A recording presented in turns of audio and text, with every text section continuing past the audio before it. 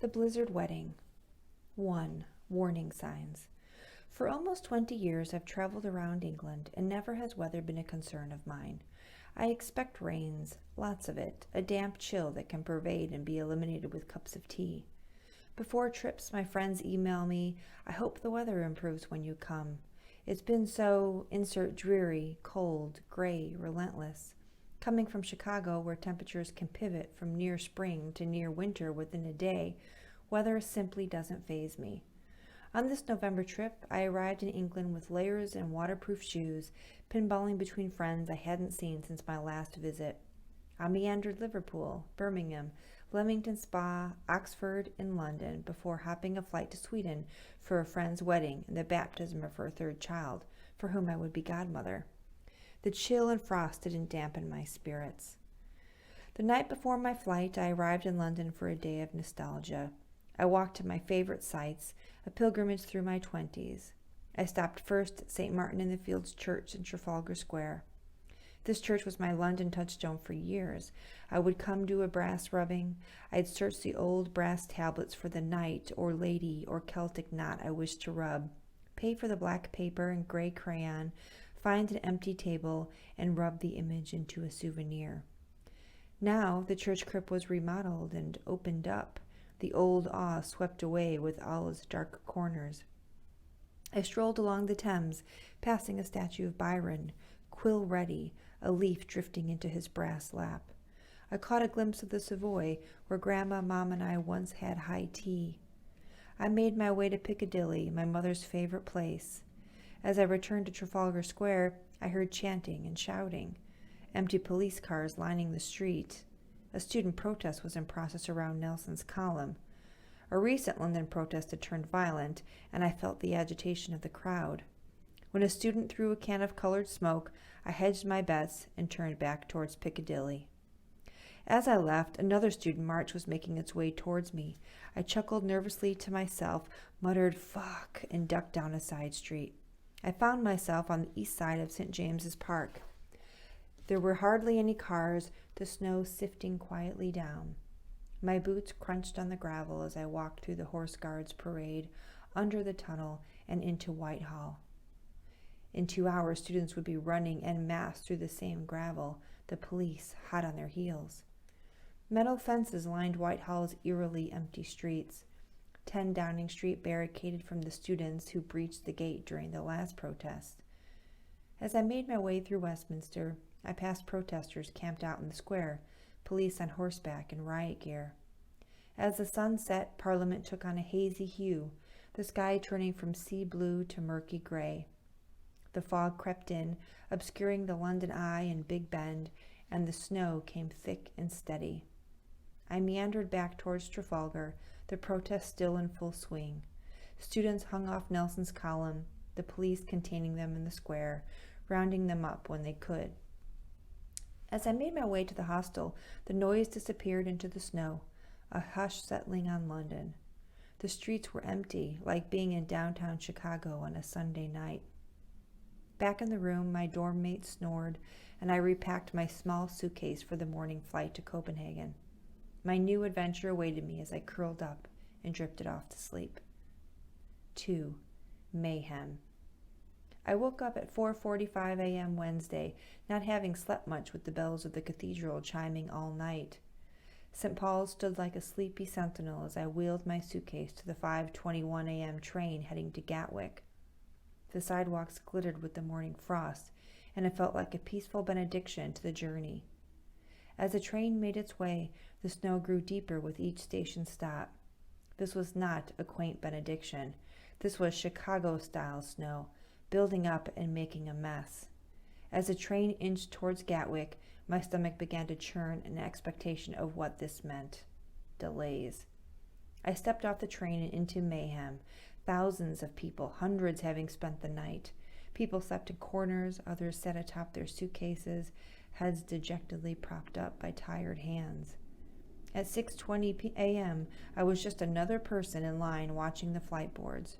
For almost 2 hours I stood there waiting for any announcement. Amidst all this chaos, not a single airline personnel was visible. It felt like we were outside a department store on Black Friday, waiting for the not-to-be-missed holiday sale. As my flight time neared and passed, the snow still falling, all hope evaporated. I was not traveling anywhere that day. Finally, the announcement. All flights are grounded. Gatwick will be closed for 2 days. New mayhem ignited as people clambered into the train station, only to discover that there was an issue on the tracks. I called the hostel and rebooked a room for the night. I called Martina in Sweden and told her I wouldn't arrive that afternoon. After an hour, a train boarded for London's Victoria Station. As we crammed into the train cars, I watched the snow with a mixture of laughter and anxiety. At 12:10 p.m., I rolled my suitcase back into the hostel and began emergency travel plans. A sign at the reception desk alerted me that Gatwick Airport was closed. I laughed, muttered "no shit," and sat at the computer. I picked up the phone, a bright 1980s contraption in the shape of red, sultry lips. I called the airline and was told Gatwick wouldn't open until Friday at the earliest. The wedding was Saturday. The airline would refund my airfare if I found a different flight, but flights were canceled everywhere. As I searched the computer for options, I recalled my first European adventure 15 years ago. When I wanted to get to the continent, I didn't fly. I took a bus. 3. A new plan. I hastily looked up Eurolines, the company I took to Europe in the past. There was a bus to Copenhagen leaving at 2:30 p.m. from Victoria Station. I could make it, but barely. I told the hostel clerk my plan, and I was soon on the tube, heading back to Victoria. The minutes ticked away. As I walked the 3 blocks from Victoria to the bus terminal, the wind and snow whipped fiercely. I tried to keep my black coat with its buttons hastily re-sewn in various color threads from popping again. With this snow, I'd be needing them. I walked into the station with 20 minutes to spare. I stepped into the queue and was faced with an unfortunately talkative attendant. I repeated to him that I was in a rush and needed to catch the coach leaving in 15 minutes. He sold me my one-way ticket, and in a scramble of time, I picked up the public payphone and called Mom. I'm off on a 24-hour bus trip. I won't be able to call until I arrive in Copenhagen tomorrow. I called Martina. I'll miss your bachelorette party in Malmo tonight. I'm getting a bus to Copenhagen. I called the hostel and canceled my reservation. I went to the quick shop and bought 2 liters of water and all the vegan goodies I could find, hummus, peanuts, apples. With 5 minutes to spare, I stood in line with the other intrepid travelers. As the bus reversed out of the station under the snow's heavy veil, I felt exhilarated. An adventure. I felt 20 again, not 35. I still had it. I had used my latent travel expertise to keep a cool head and make a plan. The bus twisted through the London sprawl, and the stress of the morning's events caught up with me. Anyone who's traveled with me knows this truth. I can sleep anywhere. And so I did, my head settled on my bunched-up coat. For the next 4 hours, the bus made its way through heavy traffic to Dover. I bobbed awake every now and then, catching a glimpse of the traffic and snow outside the window. The next time I woke, it was to the sound of a train moving over tracks. I sat up, trying to make out anything outside the windows.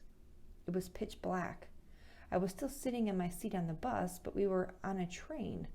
Before I could concoct some imaginative story, I realized the bus had been driven into the channel and was being transported via train. 15 years ago, the bus would have driven into the bowels of a ferry, and we would have disembarked and wandered decks until the channel was crossed. This time, I was deep under the channel, still in my seat, no overpriced ferry food or dramatic views at my disposal. When we drove off the train into France, it was dark and the snow fell even thicker. I wondered if I'd make it to Martina's wedding. When would all this snow make everything impassable? I realized that I had no idea what route we were taking, what countries we would pass through. Back in England, storm warnings were issued and the train I just took would experience delays and cancellations. Southern England would be hard hit, receiving 12 to 24 inches of snow. It was the start of the coldest December in the UK since 1910. I drifted back to sleep and dreamt that Mom and I were in London trying to catch a train. It was a frantic rush, and when we arrived at the station, it was empty. Suddenly, I jerked awake. It was 11 p.m. and 26 degrees outside, my jacket soaking up the windows cold. We were pulling into Brussels to change buses. I woke up next on a fast-moving highway as the sun was rising. I ate some peanuts, an apple, and finished my first liter of water. The coach pulled off at a gas station to refuel, and we shuffled into the restrooms. We could have been anywhere, surrounded by trees and endless snow. I assumed we were in Germany as we passed Hamburg an hour ago, and a man called me Fräulein outside the restroom. I had only visited Germany once, Munich, 15 years ago. It had snowed then, too. I had been on the bus for 20 hours. The driver announced that we were going to be late to Copenhagen. I knew the train I needed to take left an hour after we arrived, so the timing would be tight. I had to stop myself from watching the semi-trucks in front of us, visions of jackknifing semis flashing in my head. The snow had lost its poetic allure and now felt more and more like a travel menace. Soon, we found ourselves at a ferry terminal, and as the bus pulled into the belly of the ferry, it felt like the good old days. I walked the empty decks, and as I stood at the window, I watched a ferry making the return journey through the haze. It was a quick, quiet trip, as few travelers sedate from long journeys. We disembarked in Denmark. 2 years ago, I traveled Denmark in summer dresses and sandals. As we drew closer to Copenhagen, I began to feel anxious about the next step of my journey. Getting from Copenhagen to Malmö to Simrishamn, the village where my friends lived in southern Sweden. 4. Serendipity. The bus pulled up behind the Copenhagen train station only 40 minutes late. It wasn't snowing, and I felt a glimmer of hope. Inside the busy ticket office, people were cranky. Soon, tickets in hand, I made a hasty call to Martina. She was on the train to Simrishamn herself, and there were heavy delays. The train sped out of Copenhagen and along the bridge between Denmark and Sweden. The sea outside the windows was rough, and the snow began again in earnest. I arrived in Malmö after a quick 20-minute ride and landed into fresh chaos, signs for delayed trains on every monitor. I waited on the platform with hundreds of other people, and the snow created a hushed tension. I found myself thinking about the past week in England. On each leg of my journey, frost had turned to snow. Outside Liverpool, frost covered the winter garden at Dunham Massey. In Birmingham, the lake in Cannon Hill Park was half frozen, and I watched the ducks slip on thin crusts of ice. On the train to Oxford, my fingers were frozen, the pen too cold in my hands to write. Outside the train, the countryside trees drooped heavily with frozen branches. I suddenly felt very cold standing on the Malmö platform. Tolkien once said, "Snow's all right on a fine morning, but I like to be in bed when it's falling." I desperately wanted a cup of tea. At 4 p.m., the local train pulled into the station and we all climbed aboard. An older man and woman looking in their 70s came to my row. I smiled at them and offered to help put their suitcase on the shelf above us. The woman sat next to me, her husband across from her. I settled into the ride, and the woman initiated a conversation. There was a lot of polite smiling and many incomprehensible words spoken by us both. She knew no English and I no Swedish, but somehow we found each other's names. Hers, Hilka. The train took us through southern Sweden, a slow 2-hour train that would pass through many small towns and into a stad where we would continue to Simrishamn. I had taken this journey 2 years before, and finally my anxiety began to lessen. I would definitely make it to Martina and Joni's wedding. I sighed with relief, and Hilka smiled at me, saying something I couldn't understand. Hilka's husband picked up his cell phone and began talking. Suddenly, I noticed that he was staring at me while talking on the phone. He said, "Chicago? Joni?" Puzzled, I answered, "Yes." He responded in broken English, "We are Joni's parents." He passed the phone to me. "Maureen, is that you?" I laughed. "It's Maureen. Can you believe it? She's sitting next to my parents." Martina and Joni had realized that I might be on the same train as his parents, who were traveling from northern Finland. Joni called his father and told him to watch for a red-headed woman who looked like a foreigner and had glasses, to which his father replied, "There's a woman like that sitting next to your mother." For the next 2 hours, Joni's father, Ilka, who knew a little Swedish, repeatedly told everyone on the train our story. My bus trip, their train trip, serendipity. The man next to Ilka luckily spoke Finnish, Swedish, and English, and the poor man became our de facto translator. Even the train conductor passing through was told of our serendipitous meeting. I wasn't a lone traveler anymore. Suddenly, I had family. We pulled into a stad and waited for the train to continue on its way. The conductor made an announcement that we couldn't understand. Our traveling translator told us the train would not be continuing north, that we needed to stay on the train until they found out if another one would take us. Ilka called Yoni, and after a brief conversation, passed the phone to me. It was Martina. I barely made it home, she said. The train wasn't running and I had to take a taxi. The roads are horrible. 45 minutes passed. We stared politely at each other, anxiety keeping us quiet. The buses weren't running and taxis refused to travel in these conditions. Finally, the conductor arrived with good news. Another train was going to take us. I pulled down our bags and we were off one train and onto another. A half hour later, we pulled into Simrishamn. The bike stands were covered in snow, wheels and handlebars barely visible. We took photos of ourselves, the hardy travelers, Maureen, Hilka, and Ilka. Yoni soon pulled up, and we were ushered into the small, warm car, bags piled in the trunk, and a baby car seat on each of our laps. As I opened the door to Martina and Yoni's house, I was greeted by the smell of warm glögg and spices. The wood furnace warmed the house, and candles flickered everywhere. I hugged Martina, laughing. I made it. We sat around the warm stove, Ilka recounting several times the story of our meeting, still reveling in the magic. Soon it was bedtime, and I took the 4-year-old twins, Abe and Vida, upstairs. They picked 3 books, a Swedish book, a Finnish one, and an English Dr. Seuss. We curled up under the covers, the kids laughing as I mangled the Swedish and Finnish words. When I started reading Dr. Seuss, the yawns started. Telling them it was time for bed, I tucked them in, kissing them good night. Downstairs, I sat with Martina on the couch and rehashed the adventure. Outside, snow still fell, the villain who nearly ruined everything.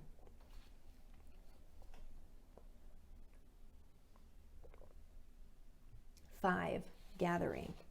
I showered, slept, and woke up to a house full of laughter, as the twins were awake and the baby just stirring.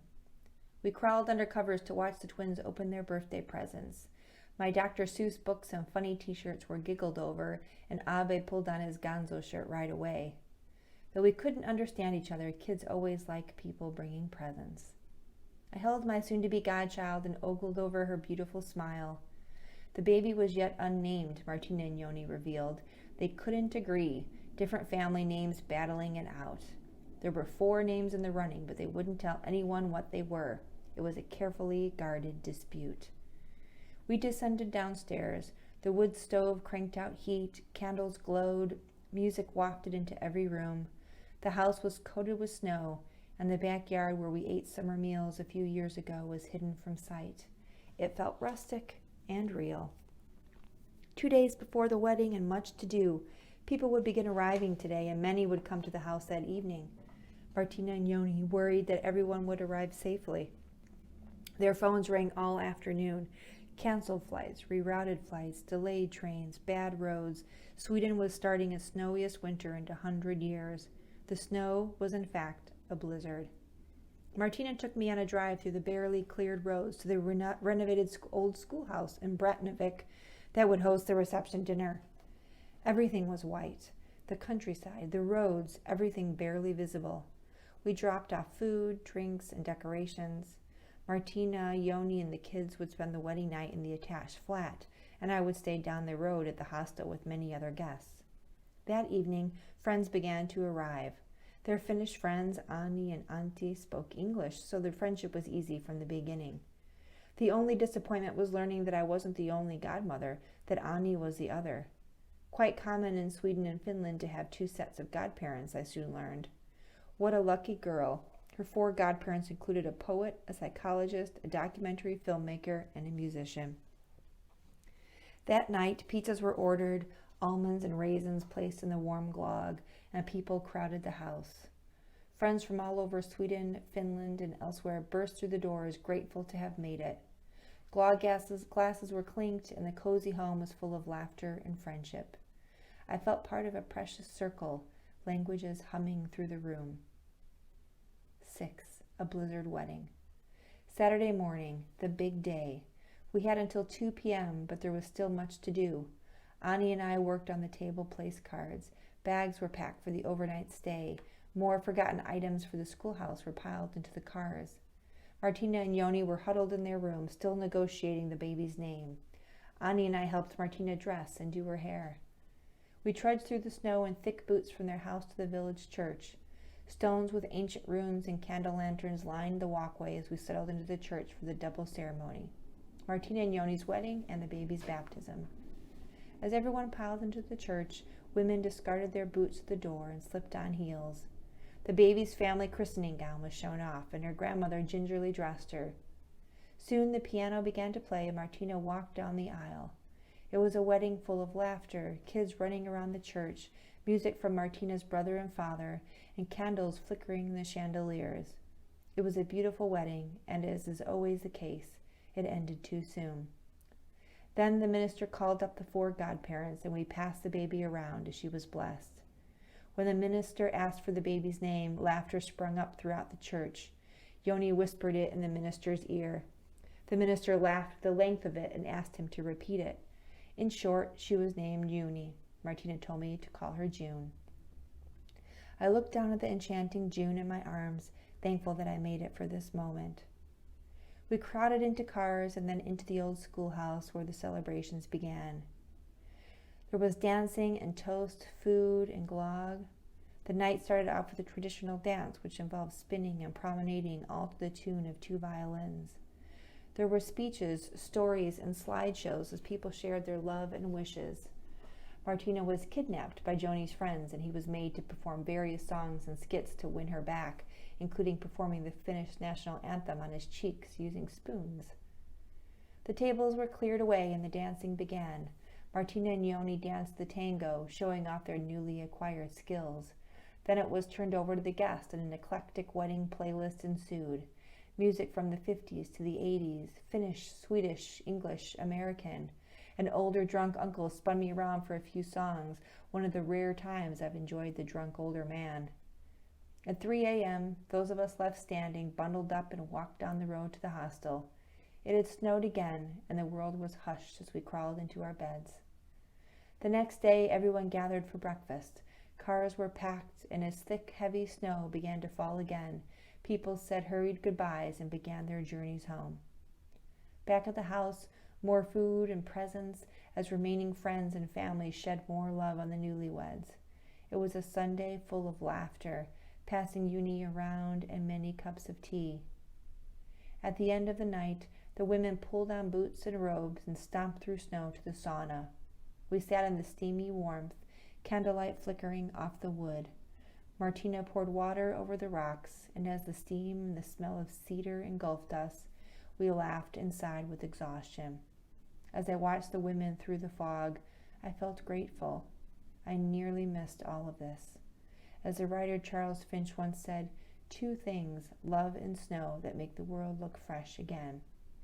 Mother and nature insisted on mayhem, but the blizzard proved the perfect benediction to both the adventure of marriage and my own journey to get there.